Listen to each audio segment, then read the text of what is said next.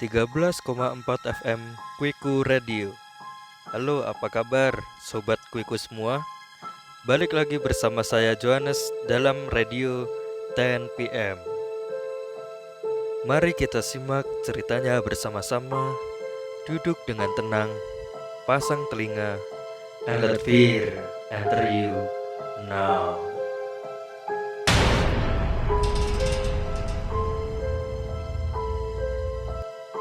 Ya, balik lagi di konten santuy nyantuy ya tentunya.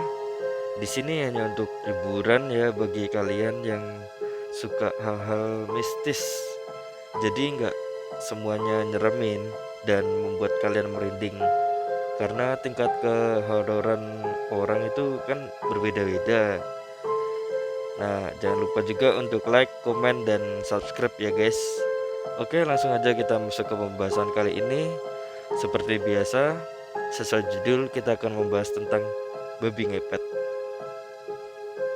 Nah, babi ngepet adalah makhluk dalam legenda masyarakat Indonesia yang bercerita tentang siluman babi. Beberapa mitos menceritakan tentang babi ngepet yang merupakan orang yang ingin kaya dengan cara mengambil pesugihan babi. Dan saat akan beraksi, si tuan harus mengenakan jubah hitam untuk menutupi tubuhnya, dan nanti secara ajaib si tuan akan berubah menjadi babi. Orang yang satu lagi harus menjaga lilin agar tidak goyang apinya. Nah, ini jadi ada dua orang ya yang kerjasama, yang satu jadi babi, yang satu jaga lilin doang.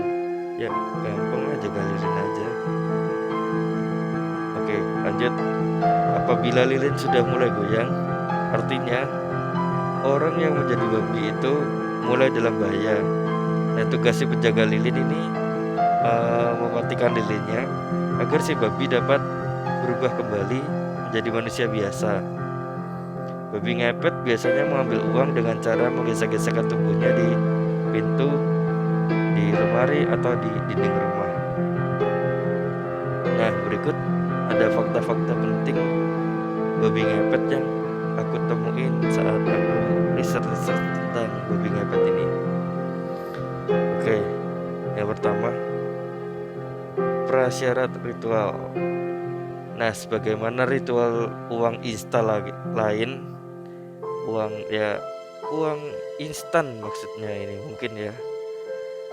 Pesugihan ini juga memiliki prasyarat.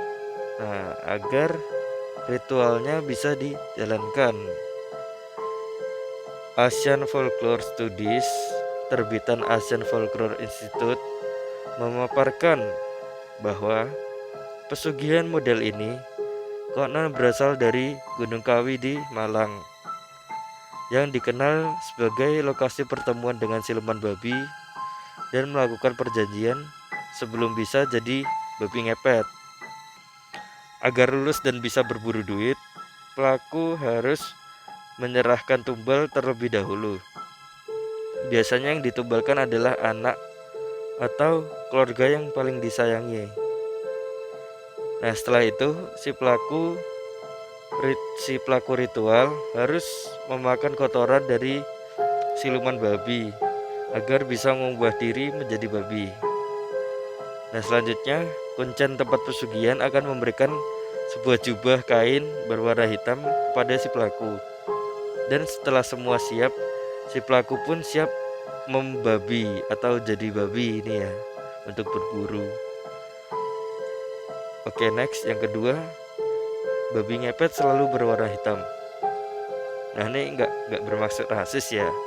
Kalian yang suka nonton FTV atau misteri-misteri yang lain yang ada di TV-TV zaman dulu kan. Nah, orang yang pakai pesugihan babi ngepet pasti identik dengan manusia yang memakai jubah hitam, lalu jadi babi ngepet juga yang warnanya hitam. Nah, kenapa jubahnya nggak mau milih warna pink, polkadot, atau kuning, atau putih gitu kan, lebih cerah kan ya. Nah, ini konon katanya hal ini masih berhubungan dengan si empu atau pemberi kemampuan babi ngepet ini. Nah, si empu ini sebut aja si siluman babi ya, punya ciri bulu berwarna hitam lebat menyerupai genderuwo. Nah, kan kita udah sempat bahas genderuwo pada minggu-minggu lalu. Ya kayak gitulah, bulunya lebat banget, warnanya hitam.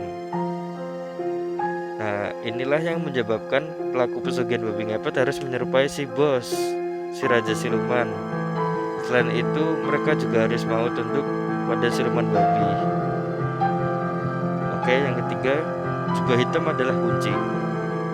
Kerap kali seorang pelaku pesugihan babi digambarkan harus menggunakan jubah hitam dulu sebelum berubah. Tapi apakah harus begitu? Nah, menurut salah satu kawan saya yang mendalami ilmu perklinikan, seorang pelaku memang diberi syarat untuk menyerupakan dirinya sebagai seorang siluman babi. Ini sebagai bukti bahwa mereka menyembahnya. Nah, konon tanpa menggunakan jubah pun mereka tetap bisa henshin atau berubah. Nah, henshin ini dalam itu ya, apa sih namanya, yang berubah itu pokoknya yang mirip Power Ranger. Nah, ini henshin menjadi babi ngepet. Tapi energi gaib yang ditransferkan tidak bisa memenuhi target, sehingga bisa jadi wujudnya nggak sempurna. Oke, yang keempat, doyan gesek-gesek. Nah, gesek-gesek yang dimaksud di sini bukan gesek-gesek yang kalian pikirkan ya. Ya, untuk mengambil uang yang ada di dalam rumah korban, pelaku cukup menggesek-gesekkan badannya ke tembok rumah si korban.